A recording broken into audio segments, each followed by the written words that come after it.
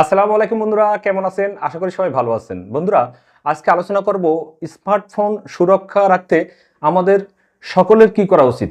এমন ৯টি বিষয়ে গুরুত্ব দেওয়া উচিত, সেই বিষয়গুলো নিয়ে আপনাদের সামনে আলোচনা করব।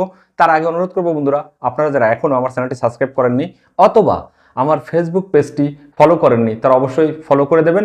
আর হ্যাঁ, ভিডিওটি কিন্তু একটি লাইক দিয়ে দেবেন, ভিডিওটি বন্ধুদের মাঝে শেয়ার করবেন যেন অন্য সবাই দেখেই উপকৃত হতে পারে। স্মার্টফোন এখন সবার পরম সঙ্গী, ঘরে কিংবা বাইরে যান সঙ্গে যদি স্মার্টফোন থাকে কোনো সমস্যা নেই। আপনার মানি ব্যাগ না থাকলেও সমস্যা নেই, প্রয়োজন পড়বে না। ব্যাংকের লেনদেন করবেন বা শপিং মলে বিল দেবেন, ব্যক্তিগত ছবি সব কিছুই ফোনে রাখতে পারবেন। যে কোনো স্মার্টফোন সুরক্ষার জন্য তাই জরুরি, খুবই জরুরি বিষয়।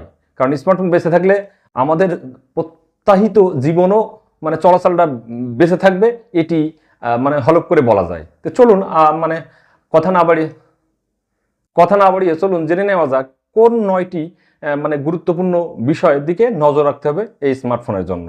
স্মার্টফোনের স্ক্রিন অতি অবশ্যই লক রাখতে হবে। সেই জন্য পাসওয়ার্ড বা পিন বা প্যাটার্ন লক বা ফিঙ্গারপ্রিন্ট ব্যবহার করতে পারেন, কারণ খোলা রাখলে কিন্তু সমস্যা। তো আমি সেই বিষয় নিয়ে আলোচনা করতেছি না, শুধু পয়েন্টগুলো আপনাদেরকে মনে করাই দিচ্ছি। প্রত্যেকের উচিত পাসওয়ার্ড ব্যবহার করা, তবে এমন পাসওয়ার্ড না যে ১ ২ ৩ ৪ ৫ ৬ ৭ ৮ অথবা জন্ম তারিখ, এমন খুব সাধারণ কমিউনিকেশন রাখবেন না। একটু জটিল পাসওয়ার্ড সম্ভব হলে সংখ্যার সাথে চিহ্ন দিবেন, যেমন হ্যাশ চিহ্ন দিলেন, @ দিলেন, এরকম চিহ্ন ব্যবহার করবেন যাতে কেউ সহজেই খুলে না ফেলতে পারে। কারণ ফোন যেরকম সবসময় সাথে রাখা জরুরি, তেমন সুরক্ষা রাখাও জরুরি।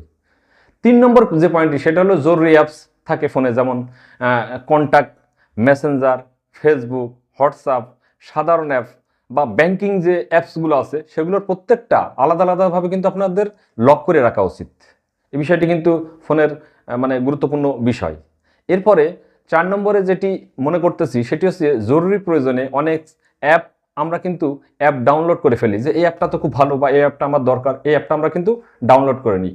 ওই ডাউনলোড করার সময় দেখে নিতে হবে যে সেটা ট্রাস্টেড কিনা, ওটা কতটা ট্রাস্টেড ওই অ্যাপসটা। প্রয়োজনে রিভিউ দেখবেন, সেখানে গিয়ে সেটিংয়ে যেয়ে দেখবেন যে কেমন কি বিষয় পারমিশন চাচ্ছে, এটা কিন্তু খুব গুরুত্বপূর্ণ।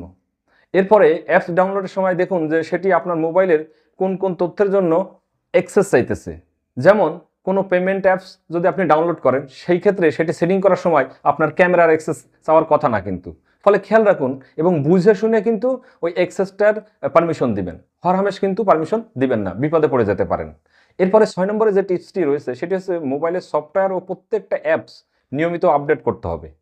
আপডেটের সাথে আপনার সিকিউরিটি ফিচারও কিন্তু আপডেট হয়। এজন্যই আপনি ফোনে আপডেট চাইলে সাথে সাথে আপডেট করে ফেলবেন, আপনার সিকিউরিটি সিস্টেমটাও আপডেট হয়ে যাবে।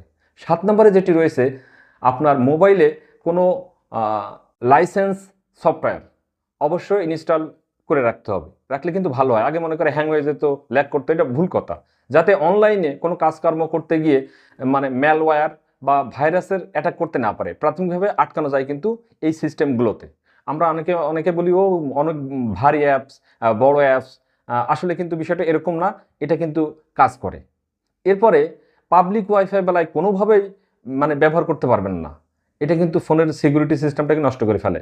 যেমন ধরেন পাবলিক ওয়াইফাই থেকে আপনি ব্যাংকিং বা পেমেন্ট সংরক্ষণের কোনো কাজ করেছেন, তাতে কিন্তু আপনার মোবাইলের গোপন তথ্য চুরি হয়ে যাওয়ার সম্ভাবনা থাকে এবং অ্যাকাউন্ট ফাঁকা হওয়ারও কিন্তু সম্ভাবনা আছে। তো সর্বশেষ আমরা যে পয়েন্টটি নিয়ে আলোচনা করব সেটি হচ্ছে, আর এইগুলি যখন ব্যবহার করবেন তখন ব্লুটুথ অপশনটি অবশ্যই আপনি বন্ধ করে রাখুন। ব্লুটুথ সেটিংয়ে গিয়ে নন ডিজেবল করুন, যাতে হ্যাকার বা প্রতারকের কাছে আপনার তথ্য না যাইতে পারে। তো এটাই ছিল আজকের গুরুত্বপূর্ণ বিষয়।